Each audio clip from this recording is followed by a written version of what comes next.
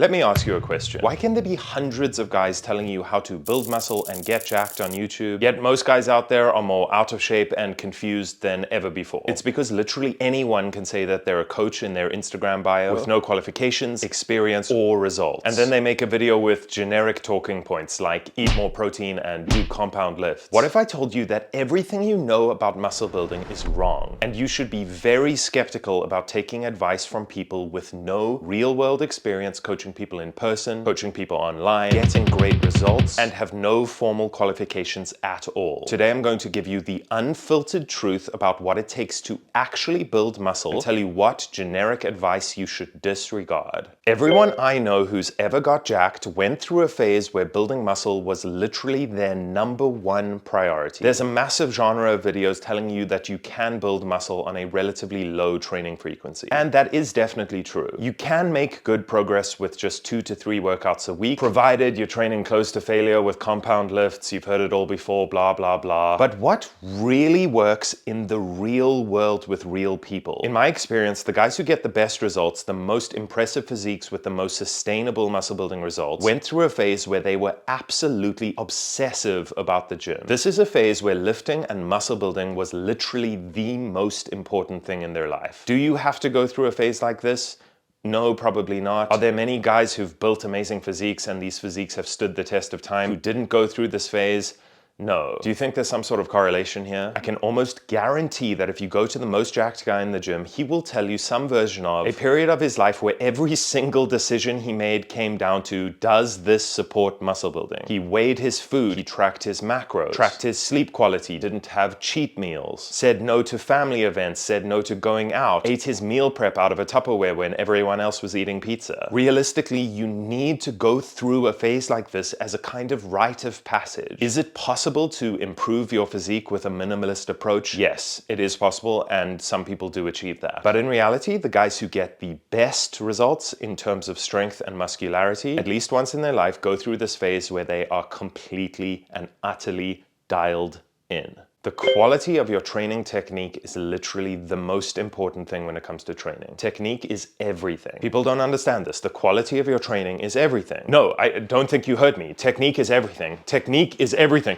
Technique is everything! If any aspect of your technique breaks down to the point where tracking your progressive overload becomes impossible, then your training is too sloppy and you need to tighten it up. If the lowering phase of your reps speeds up as you get fatigued, then it's a low quality set and it's impossible to track progression. If your reps didn't involuntarily slow down because you didn't get close to failure, then it is a low quality set and you can't track progression. If a client sends a form video to me and they're not visibly straining on their face with a noticeable rep speed slowdown on the lifting phase, then it's a surefire sign that the set was not difficult enough. The only thing that should change rep to rep is that the rep speed should involuntarily slow down. The speed of the lowering of the weight should never change because we're much stronger lowering weights than we are lifting them. And every set should be pushed close to muscular failure. Let's watch an example of a set together.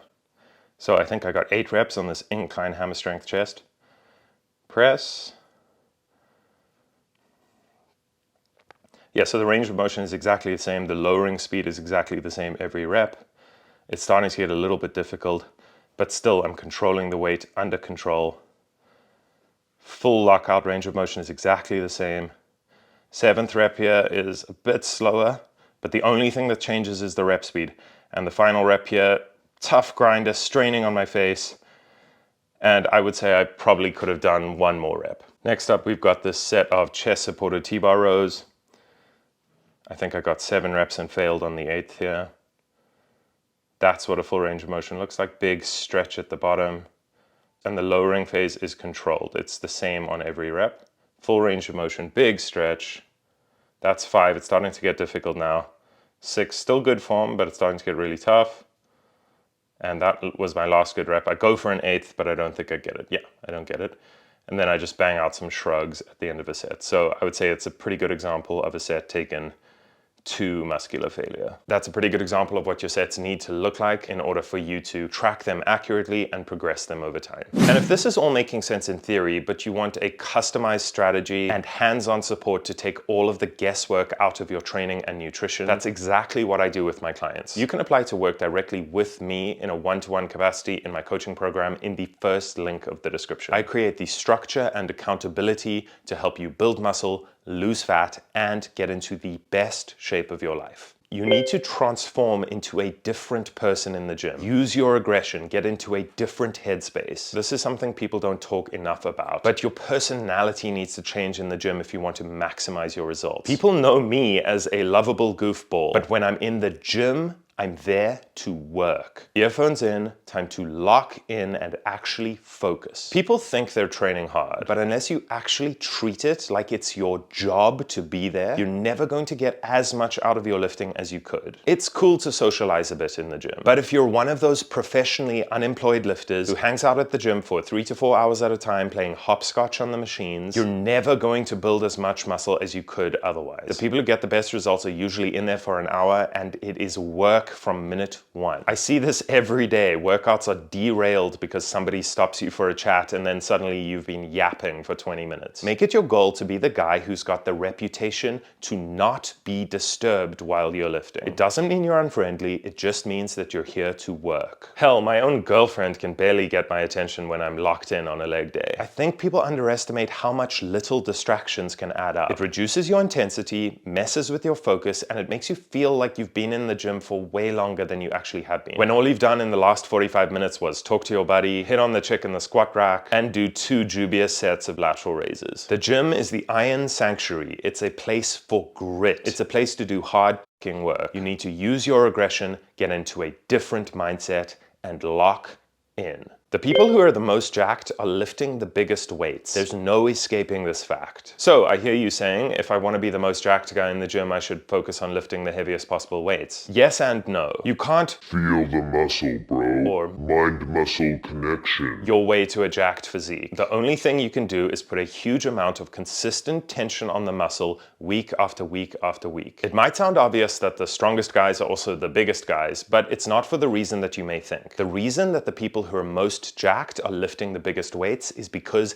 they earned those weights through blood and guts, scraping every 2-pound PR or 1 rep PR week after week, month after month, year after year. They perfected the movement, whatever it is. They didn't swap out the exercise when the going got tough, and they committed for the long term. If somebody is hack squatting 4 plates aside with controlled tempo on every rep, repping 4 plate plus deadlifts, or doing over 3 plates on a chest press or a bench press, that person has worked tirelessly for years to get to that point. It's not the big weights that made them big. It's because they can lift the big weights with precise technique is how they've earned these big weights. There's no substitute for doing the brutal work of adding a tiny amount of weight or a rep or 2 to your lifts week after week after week. If this sounds boring or too difficult for you, then maybe getting jacked isn't for you. There is no way to skip the hard work. If you aren't getting the muscle building results that you desperately want, you are in some way sabotaging yourself, and likely in some way you are sidestepping doing the hard work. If you got value from this video, guys, let me know in the comments, and please give it a like. If you hated that video, thank you so much for the watch time, and maybe you need to work on something with your training. And if you want more no-nonsense, evidence-based fitness and nutrition advice from somebody who works with real people in the real world every single day of my life, then please subscribe to the channel. If you want to work directly with me, the applications for getting on a consultation call are in the first link of the description. And check out this video next, which tells you the exact exercises you need to build a top 1% physique.